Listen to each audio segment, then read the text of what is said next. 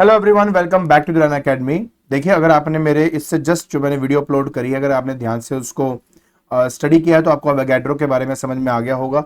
और जब मैंने ये वीडियो को पहले अपलोड किया था मोल कॉन्सेप्ट्स के, तो उस कंडीशन में अवोगैड्रो लो सिलेबस का नहीं पार्ट था, बट इस बार है, तो मैं इसलिए इसके रिलेटेड जो क्वेश्चन डिस्कस नहीं हमने किए थे या कोई न्यूमेरिकल नहीं किया था वो हमारा रह गया था। तो आज के लेक्चर के अंदर वही मैं न्यूमेरिकल जो रह गए थे या जो क्वेश्चन रह गए थे उनको डिस्कस करने वाला हूं।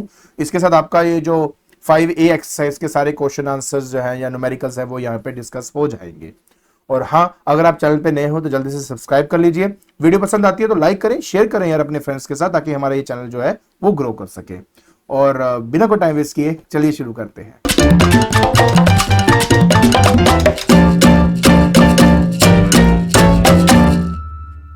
देखिए, एक्सरसाइज 5A के जो फर्स्ट हमारे 3 क्वेश्चंस थे हमने वो डिस्कस नहीं किए थे, और जो एंड के 3 न्यूमेरिकल्स है वो भी हमने डिस्कस नहीं किए थे। तो आज के लेक्चर के अंदर हम उन सभी को डिस्कस करने वाले हैं।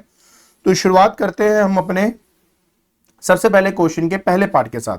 कहता है कि स्टेट करो Gay Lussac law of the combining volumes. देखिए, हमने ऑलरेडी इसके बारे में डिस्कशन काफी की हुई है, मैं जस्ट आपके लिए रीड कर देता हूं।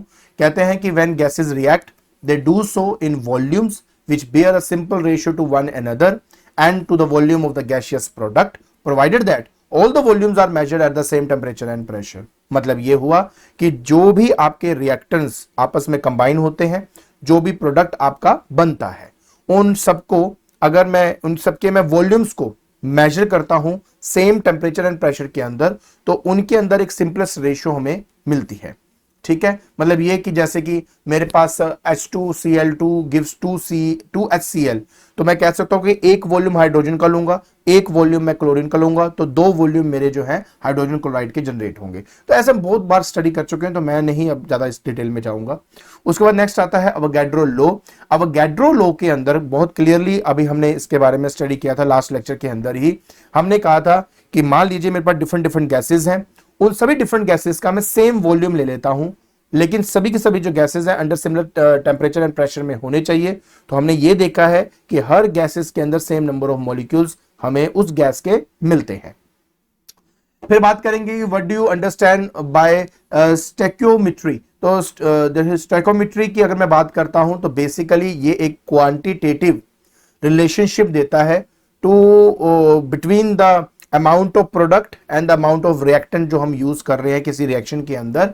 एंड चाहे वो नंबर ऑफ मॉलिक्यूल से हम उनको आपस में रिलेट करें, चाहे वॉल्यूम के पर्सपेक्टिव से हम उनको आपस में उनका जो रिलेशन है वो बनाएं, तो इसको बेसिकली हम कहते हैं स्टोइकियोमेट्री। ठीक है, तो आई थिंक ये आपको यहां पे क्लियर हो जाएगा। नेक्स्ट है आपका define the atomicity of a gas. देखिए, जब भी हम किसी गैस के बारे में बात करते हैं तो गैस के अंदर क्या होता है, मॉलिक्यूल, उन मॉलिक्यूल्स के अंदर होते हैं हमारे एटम्स। तो एक मॉलिक्यूल के अंदर कितने एटम्स हैं वो उसकी एटॉमिसिटी होती है। जैसे अगर हाइड्रोजन की बात करें तो उसमें 2 हमारे एटम्स होते हैं, उसकी एटॉमिसिटी 2 होगी। फास्फोरस P4 होता है, मतलब उसमें 4 हमारे फास्फोरस के एटम्स जो है आपस में कंबाइन होते हैं, तो उसकी एटॉमिसिटी 4 हो गई। और सल्फर में S8 मॉलिक्यूल होता है, मतलब उसमें 8 सल्फर के आपस में कंबाइन होते हैं, तो उसका नंबर 8 हो जाता है। फिर आता है कि डिफरेंशिएट करें N2 N के बीच में। N2 बेसिकली एक मॉलिक्यूल है और 2N मतलब 2 एटम्स को वहां पे रिप्रेजेंट कर रहा है। बाकी फिर भी मैंने आपको यहां पे बता दिया है। देखिए, N2 रिप्रेजेंट करता है एक molecule of nitrogen, 2N represent करता है 2 एटम्स ऑफ नाइट्रोजन को। N2 जो है, क्योंकि वो मॉलिक्यूल है, वो किसी के साथ कंबाइन होकर अपने ऑक्टेट रूल के हिसाब से अपने आउटर मोस्ट शेल के 8 इलेक्ट्रॉन्स को फुलफिल कर चुका है, तो वो इंडिपेंडेंटली एग्जिस्ट कर सकता है। लेकिन 2N की अगर मैं बात करता हूं तो वो इंडिपेंडेंट एग्जिस्ट नहीं कर सकती, क्योंकि उसके आउटर मोस्ट शेल के जो हमारे पास 8 इलेक्ट्रॉन्स होने चाहिए वो फुलफिल नहीं होते हैं। बात करते हैं थर्ड पॉइंट की। कहता है explain why the number of atoms in certain volume of hydrogen is twice the number of atoms in the same volume of nitrogen at the same temperature and pressure. But बहुत simple सी बात है। देखो, एक मैं simple सा example देता हूं। मैं देखो, अगर मान लीजिए मैं सेम वॉल्यूम लेता हूं हाइड्रोजन का, मतलब अगर एक वॉल्यूम मैं हाइड्रोजन का लेता हूं और यहां पे मैं एक वॉल्यूम जो है हीलियम की अंडरस्टैंडिंग करता हूं। ठीक है, अब आप थोड़ा ध्यान से देखो कि इस एक वॉल्यूम का मतलब हुआ कि एन मॉलिक्यूल्स जो हैं वो हाइड्रोजन के हैं। यहां पे भी यहाँ पे, हाँ ठीक है ठीक कर रहा हूं मैं, n मॉलिक्यूल्स मेरे हाइड्रोजन के हैं और यहाँ पे मेरे n मॉलिक्यूल जो है वो हीलियम का है।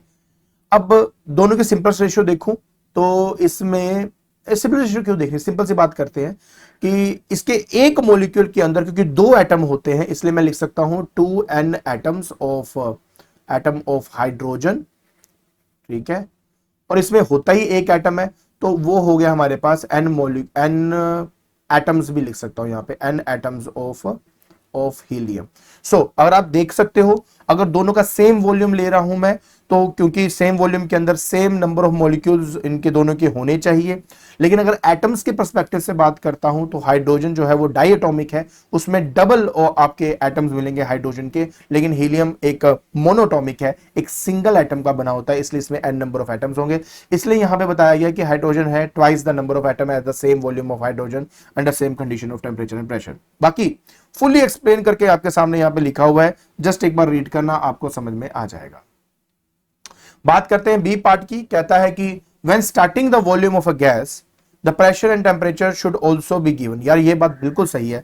देखो एक बात बता देता हूं, हमारी ना एक गैस इक्वेशन है, जैसे गैस इक्वेशन हमारी है PV is equal to nRT। ये एक्चुअली रिलेट करता है मेरे प्रेशर को, वॉल्यूम को, टेम्परेचर को। अगर हमारा थोड़ा सा भी प्रेशर और टेम्परेचर में अगर चेंज आता है तो ऑटोमेटिकली मेरे जो वॉल्यूम ऑफ गैस है उसमें चेंज आता है, और हमारे अवोगैड्रो लॉ के अंदर वॉल्यूम ही सबसे इंपॉर्टेंट चीज है।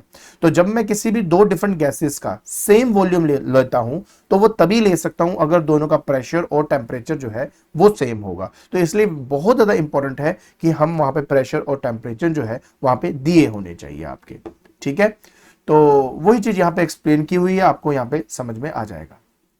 Last, inflating a balloon seems to violate Boyle's law. पहले तो बॉयल्स लॉ की समझ लीजिए यार। बॉयल्स लॉ का यहां पे मतलब होता है P inversely proportional to V at constant temperature, at constant temperature.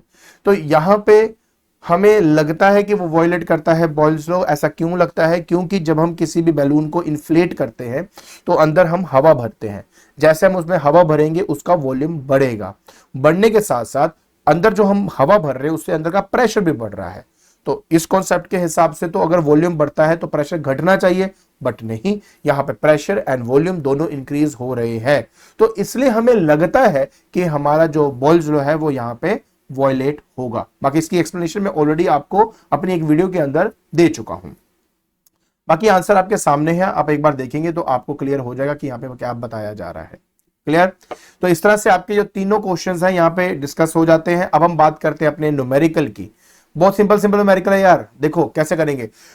You have collected, क्या क्या कलेक्ट किया है? 2 litre of carbon dioxide, 3 litre of chlorine, 5 litre of hydrogen, 4 litre of nitrogen and 1 litre of sulphur dioxide under similar condition of temperature and pressure. तो सबसे ज्यादा molecule किसके होंगे? मैं आपको ऑलरेडी बता चुका हूं बेटा, जिसका वॉल्यूम सबसे ज्यादा होगा उसमें ज्यादा नंबर ऑफ मॉलिक्यूल्स होंगे आपके।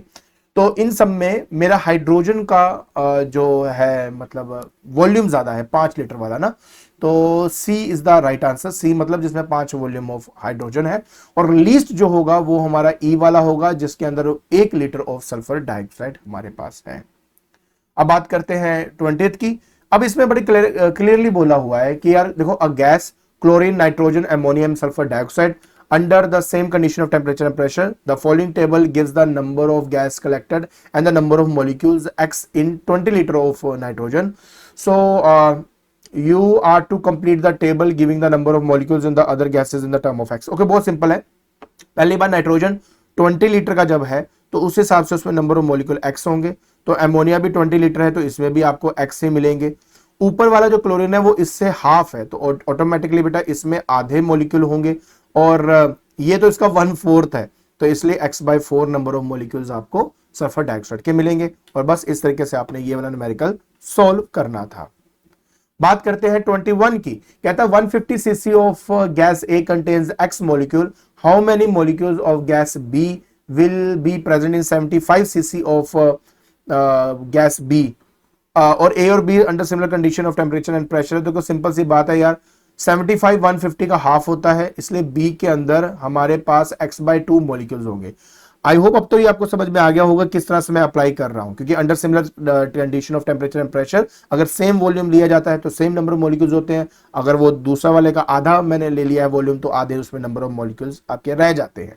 Name the law on which the above problem is based, Avogadro's law, वो मैं आपको ऑलरेडी यहां पे बता चुका हूं। आई होप आपको अच्छी तरह समझ में आ गया होगा ये सब कैसे करना है। ठीक है, तो आज के लेक्चर के अंदर हमने एक्सरसाइज 5A के जो क्वेश्चन और जो न्यूमेरिकल हमने डिस्कस नहीं किए थे वो हमने डिस्कस कर लिया है। एंड आई होप आपको अच्छी तरह क्लियर होगा कि ये लॉ को अप्लाई कैसे करना है और किस तरह से ये न्यूमेरिकल या क्वेश्चन हमें सॉल्व करने थे। और अगर आपको ये वीडियो पसंद आ रही है तो please like it, share it and subscribe it. आज के लिए बस इतना ही। Thank you so much.